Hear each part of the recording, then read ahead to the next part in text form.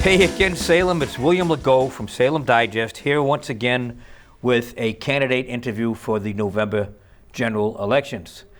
We are down here at the Salem Access Television Studios on Derby Street, and Salem Digest is ready to roll with Domingo Dominguez, incumbent councilor at large seeking another term. Welcome, Domingo. Thank you, Bill. Very happy to be here. It's a great honor and a great opportunity to speak and to address some of the concerns of the great city of Salem. I always watch your show, and I know the audience is always watching, and this is very important because that's very informative, especially now in election year. Very nice, good. So we're going to jump right into the questions. And just for information, all of the at-large candidates got the same questions. However, there will be different questions as follow-up based on the answers. But everybody basically got this first question. You've got a couple of terms, 2 terms under your belt now? Yes. And you're going for a 3rd term. Why, Domingo? Why do you want to do this to yourself? Well, I had to tell you that before I got elected, I ran 4 times, which the same questions been asked to me for so many times. And I keep telling people almost the same answer, but at this point I have to add more because I've been in the seat for 4 years, as you mentioned. And I think that for the most part I have done a good job. And I hear a lot of positive comments from some of the voters. And those 4 years that I've been in council has given me a lot of experience. Not only on how to do the work that I do as a city council, you was there before, but also as a member of the city of Salem. I learned so much from the residents of Salem in a different area. But most importantly, in the job as a city council, I learned how to be more effective. I learned a little bit about the regulations and the ordinance. And I also feel that the need of diverse representation in city government is a need. It's a must.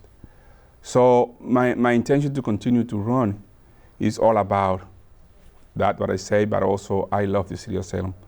And I wanted to continue to serve the city of Salem in any capacity, but if the bodies give me the opportunity to be one of the city councilors, I'm honored to continue to serve in that capacity. It is an honor to serve as a city councilor. Yep. It absolutely is. So we're going to jump right into question 2. Zoning, it's an issue in the city. It's always been an issue. It's probably always going to be. Do you consider our current zoning code adequate, or is it time to have a good look for a serious revision? That's a good question. I feel in general the ordinance is adequate, but could be more into fine-tune. I don't think that need to be necessary to be look at it and make some change. I think that we need to see areas that need to be adjusted. That's my point. I think that it's important also that the citizens of Salem not only know about zoning, but also get involved in the decision making. I don't think that it's up to be by by planning department or the borough appeal to make the change. I think the change needs to be made up by the necessity that we have as a whole city. However, we need to continue the path that we had, how it is in writing. I don't think that needs to be changed as a whole. I think that's the purpose of being creating is meant to be there, and we need just to adjust, to make sure that we comply to the growth that we have at this present moment. I also firmly believe that sometime when we make change, those changes, we need to see the impact that those changes made for the quality of life, basically on residential where there are a lot of congestions, a lot of density. We need to pay attention to those factors.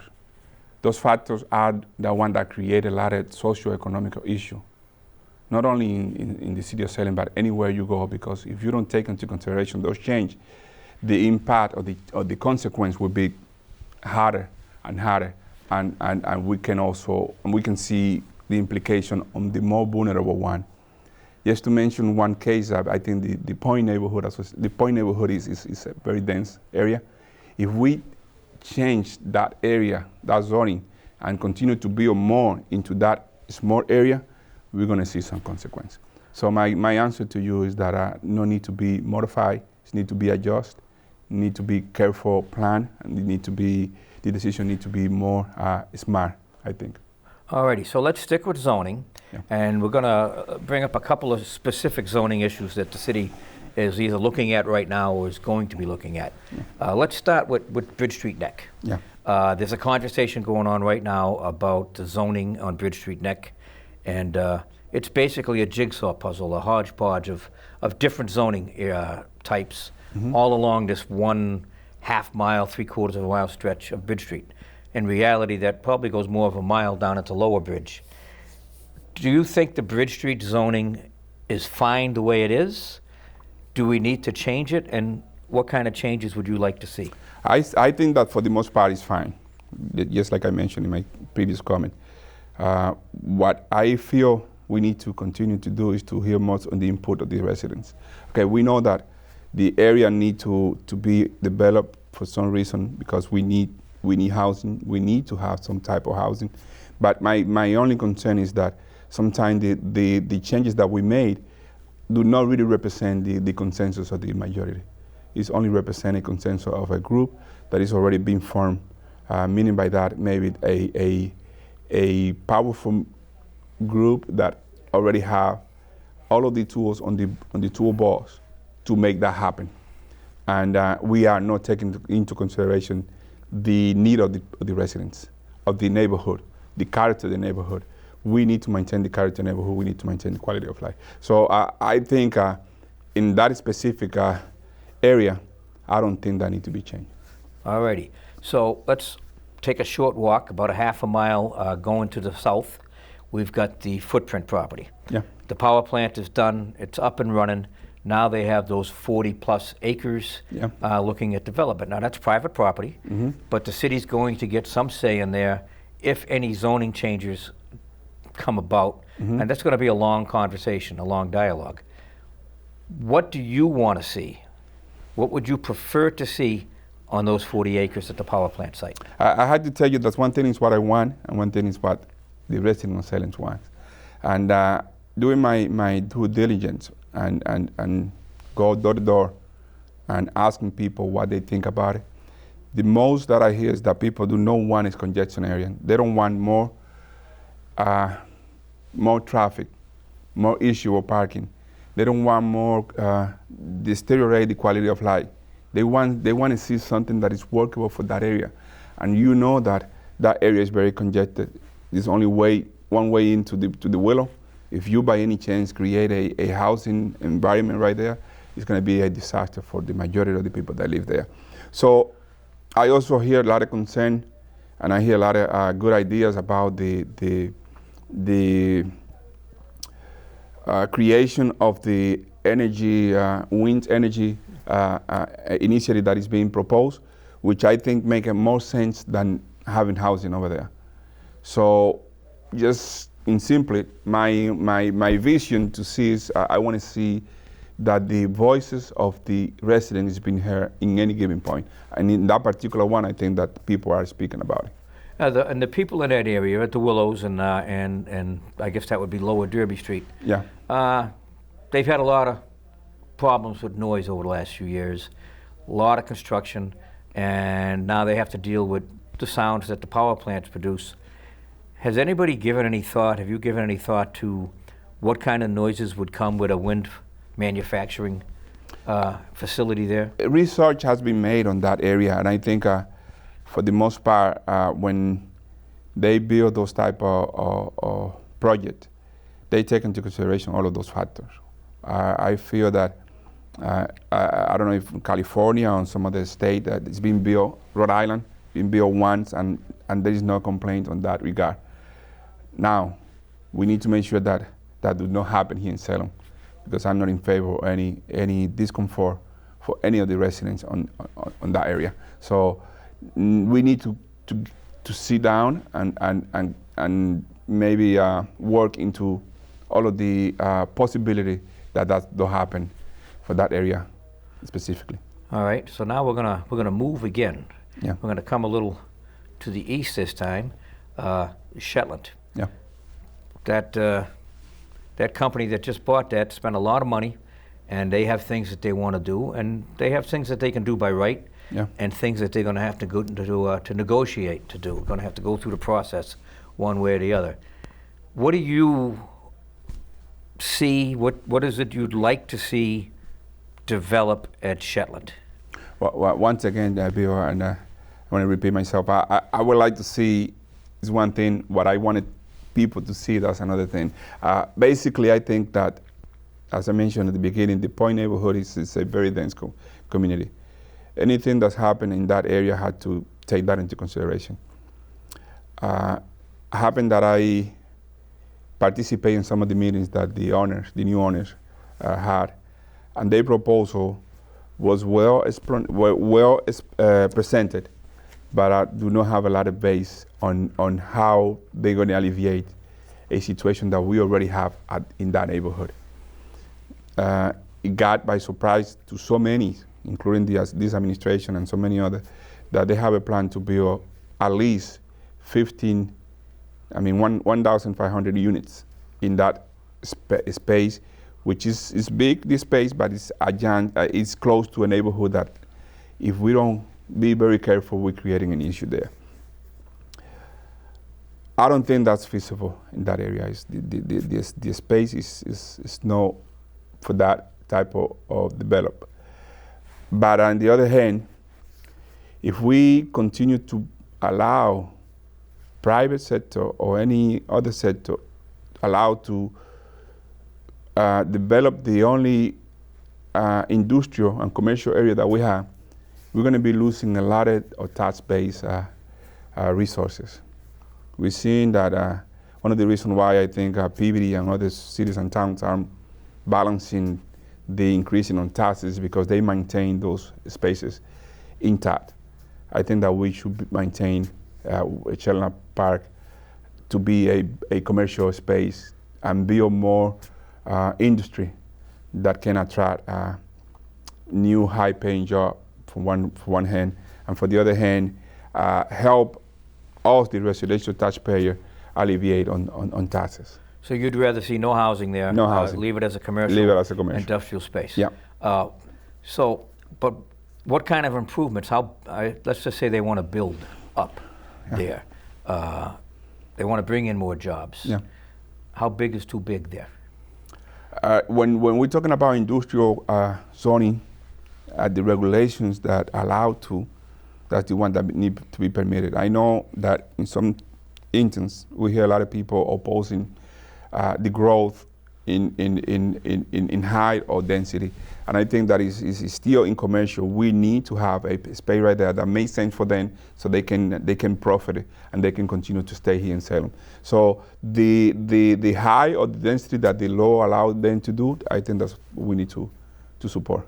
So whatever the zoning's about. Whatever the zoning allowed to be in there. Fair enough. Yeah. So we're gonna cross over into development a little bit, which of course zoning and development is the same conversation, really. Yeah. And before we get too much into the strictly the development, a major issue in Salem, and a lot of this issue is due to development and population growth, is traffic. Yeah. Of course, a lot of that is just due for the fact that everybody has cars.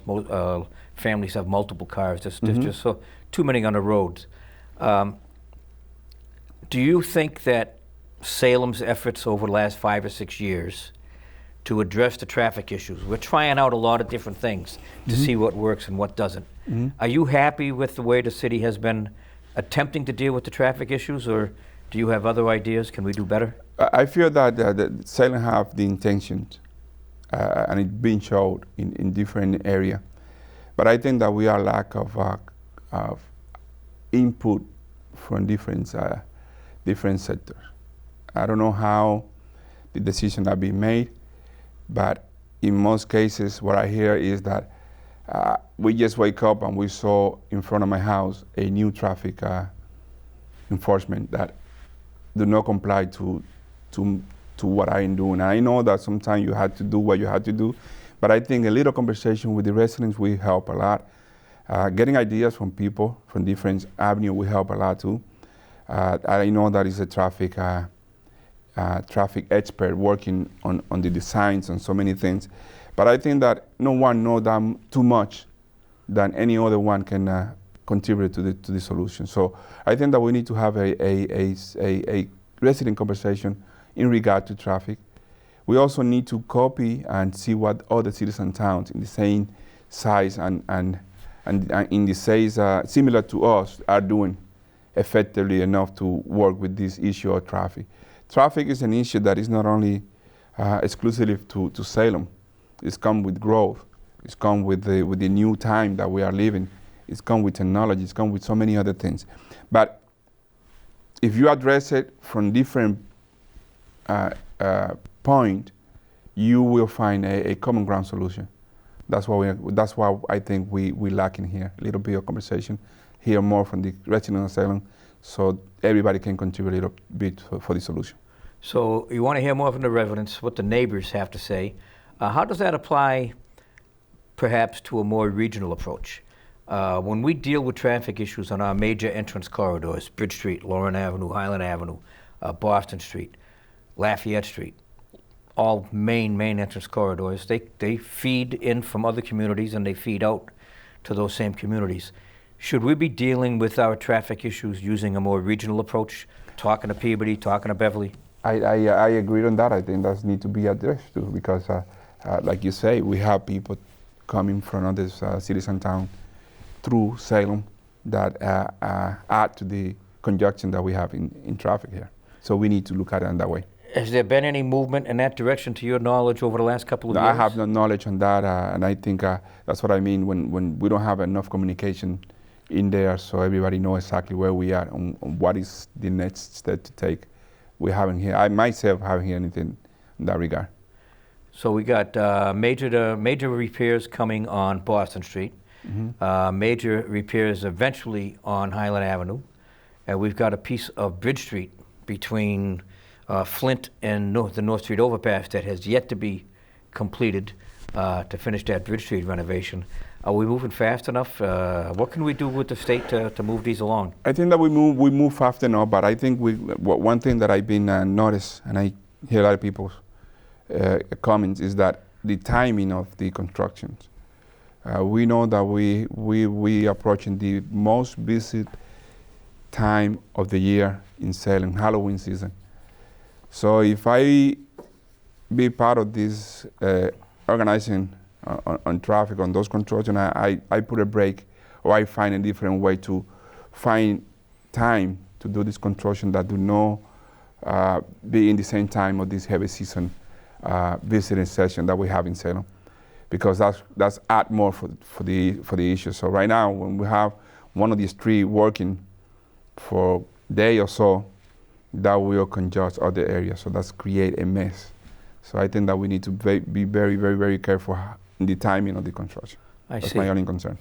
Well, we're gonna move on a little bit with the development. Development, of course, is a buzzword, but one of the things that has been thrown around over the last few years, especially, is that our infrastructure is ancient, and I put that in quotations in the question. Yeah. Do you think that we have serious infrastructure issues? Are we not keeping up with the development? Have we not updated the infrastructure enough over the last 10, 15 years? I'm not really sure that is the case. I think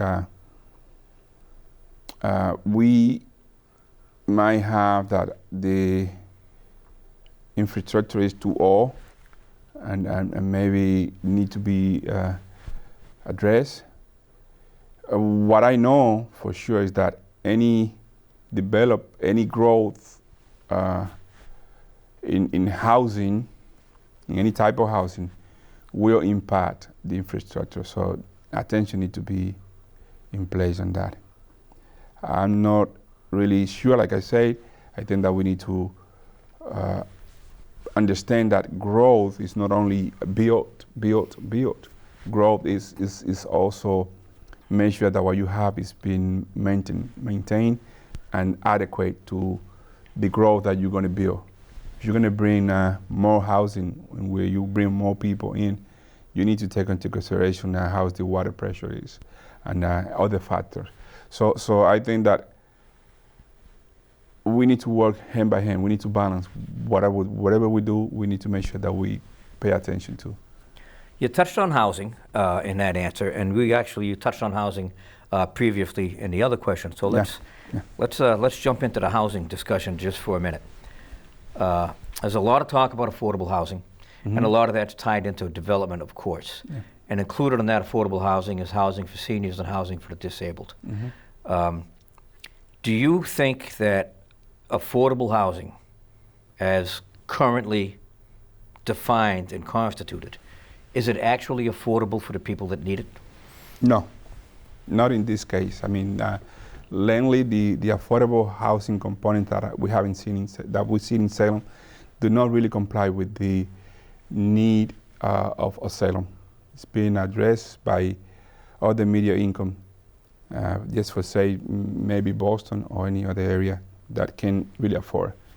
I'm very close to a population that we really are struggling economically wise, based on the fact that we have 2 or 3 jobs. Sometimes we cannot afford to pay a minimum rent, a low income, very low income, but affordable. With the way affordable, I don't see that really affordable. I don't know if you see in the past, I've been very vocal against some of the proposals that is being addressed. It's been brought to the city council lately, and some people do not understand me.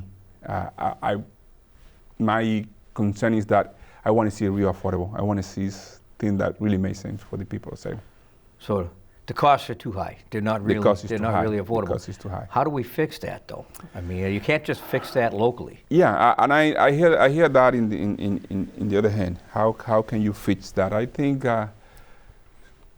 one of the components that help fix that is high pay job. I think that we need to focus on see how we can attract industry that can bring high pay jobs, so we can have people working here locally, better salaries so they can pay better things.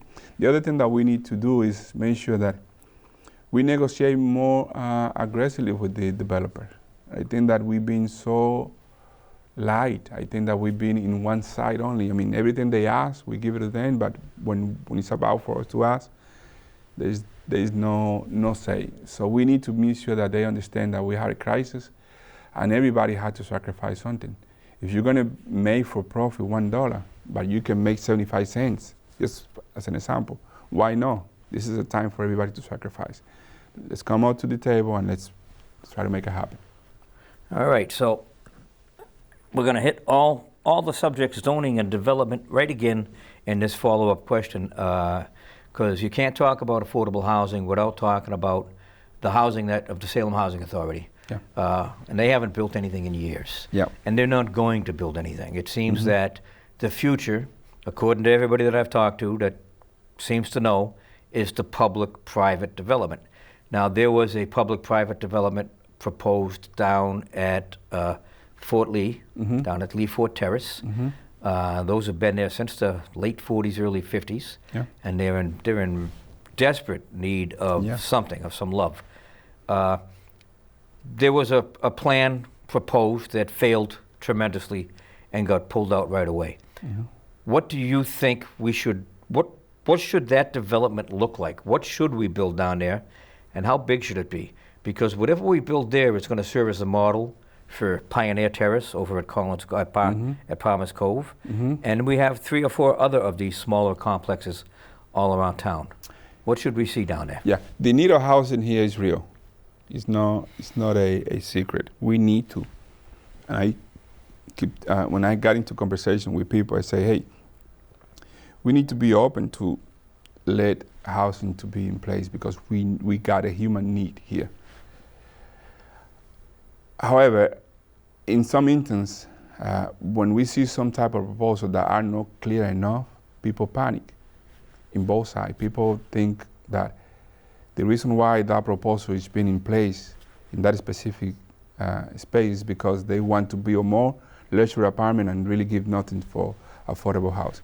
I think that need to be addressed in a way that people understand the need is a need and we need to do it as a needed. So don't panic. This is what it is.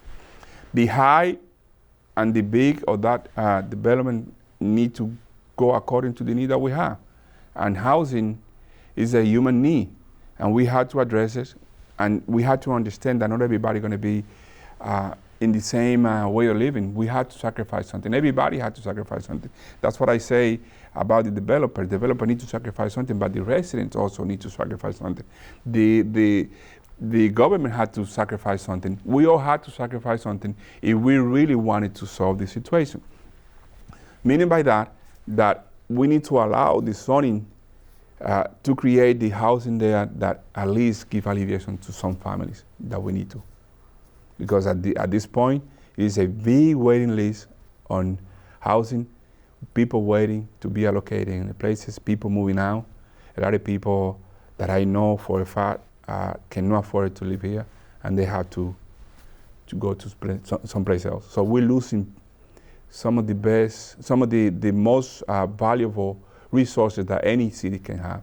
We're losing diversity, we're losing people, and not only that, we're saying that we love, that we open the door for everybody, but at the end of the day, when it's come to reality, nobody want to do nothing to take care of those people that they say they love. The people don't want to make sacrifices. Exactly. So you wouldn't mind seeing something a little bigger down there? I don't mind. If that's what it takes? Yeah. And at Pioneer Terrace, actually Rainbow Terrace, which is the biggest, I think, of... But just keep in mind, I want to see reality transparency on everything that we propose, Right. because that's one of the things that we're lacking, and a lot of people complaining, because at one point they see the intention and they propose something and they bring the paper to you, but at the end of the day, something else is happening. It's always... So that's basically the concern in there. I want to see real solution. Trust but verify. Exactly. Absolutely. You got it. Absolutely. You got it.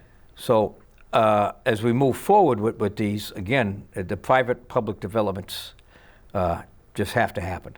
So what do you see as a good compromise? Right now, a private developer is required to provide 10% affordable housing, which we agree is not affordable. Yeah. Should we be requiring them to provide more? Yeah, we should than require 10%? we should require to put more into the table. As I mentioned before, it is a need, sacrifice, come on with 20%, 15%, 12%, whatever. But you cannot become as usually with the normal. That's what the book says. 10% is what mandatory. Let's sacrifice, because this time we have a need, we have a necessity here. No, it brings to mind another question, which I don't think I've asked any of the at-large candidates this one yet. Salem has more than its share of affordable quotations housing than any of our surrounding communities, except maybe Lynn. I'm not sure what Lynn's percentage is. How do we get the other communities to step up and again, a more regional approach? That is a conversation that I need to be taking place on the major associations and other authorities from the state that need to be addressed. I feel that in some cases, some people say we already do our share. But on the other hand, I wanted to say to those people too that love do not have a limit. I mean, they haven't done what they have to do, but Salem for history has been an open community that welcome everybody. So why change now? And that's a good thing. Yeah, why change now? But on the other hand, we also had to balance, and that's always my point, because it's not a need for us to create more housing in the expenses of others who live here. Let's balance in a way that everybody feel that everyone have the same attention. I don't like to see any neighborhood to be changed just for the only purpose of the name or affordable when there is no affordability there. The price is too high to pay, but at the end of the day, the benefits for other interest group that is involved. So let's make it happen for the people. I know, like I tell people, I welcome everybody in my neighborhood, but I want to see that solution for that people is for them. It's not for people who already had enough. In this, meaning by that, the interest group that had all the power. When I say the developers, people misunderstand. I'm not against developers, but what I mean, people who do not need more than the people that really need the housing. Let's focus on the real need, on the people that need solution. So, I mean, Boston and Revere are having a little bit of a brouhaha right now. Boston is proposing to renovate a hotel in Revere in order to move a lot of the homeless from Boston into that hotel. Now, of course, a lot of those homeless from Boston aren't really from Boston. They go there because the services are there. Is it possible for us to work with neighboring communities on a collaboration, you think? I do agree. Yeah, we do. Yeah, I think as a matter of fact, in my intention to, if I get elected in the next 2 years, I wanted to focus more into more community solution for those type of issues. I think that we need to address those issues badly. We see it, and those issues have a name and face, and we need to target. We need to work on it. And how we're going to work, I don't think that no one has the solution, but we all together can contribute to the solution. Very good. Yeah. So let's just say that you're fortunate and you make it past November 2nd and you get to do another 2 years, Counselor. What's going to be your top priorities? What is it you're going to focus on the most? What's most important to you to get done in the next 2 years? Great, good question. As you might know, if I get elected, I might be the second most senior in City Council. That's if Councilor McCarthy gets reelected. Yeah. And I think that I bring a lot to the table into a leadership position. I'm planning to build my experience and try to build and work more with the elected official, whoever get elected, and with the elected mayor, whoever get elected. I also feel that in terms of community, I play a major role, and I am very involved with all communities. And I think that we need to continue to increase that involvement. That's one of my things that I'm going to be doing. I would like to continue to celebrate our diversity, which is one of the richness that we have. And I also wanted to make sure that transparency and information, education is being out there for the people. I believe that in the same way that I had the opportunity to serve the whole entire city of Salem, others had the opportunity. So I'm going to be working on helping others to make sure that they get involved and they get, if they wanted to be running for any elected official or position, that I can help them. So I've been working on those civic action like I always been doing it before, because I think especially the Latino community needs to have more motivation to continue to be involved, and that's part of my mission. Well, as you said, if you get reelected, you will be either the second senior or potentially the senior member of the City Council next year. You're planning on taking the gavel? Do you want to be council president next year? It is a very, you've been there, and I know it's not out of the picture, quite honest, because I think everyone had the opportunity to do it. For me, it's going to be a very challenging, and I think an honor, a high honor. And I know some of the colleagues who's been already presidents, which I respect and admire a lot, especially now during the pandemic. Let's take it how it's come. I mean, it's too early. You got to ask. You know, you got to solicit the votes. Well, when the time comes, I will be asking. All right, appreciate that. Okay, that's it. That eats up the time. Thanks a lot, Domingo. No, thank you. Like I said before, this is a great show that inform people and allow people to know who the leaders that they're going to elect have in mind, and that's give them an idea for how they can vote. And now I got to get your son in here for a business interview. That would be great. All right, guys, that's it. This is William Legault of Salem Digest here at the studios of Salem Access Television, and this was and is Councilor at Large Domingo Dominguez, up for re-election on the 2nd of November, guys. And I've asked you every time, I'm going to ask you again, please get out and vote. It's your vote. It counts. Let your voice be heard. Thanks a lot, guys. We'll talk to you with another candidate before you know it.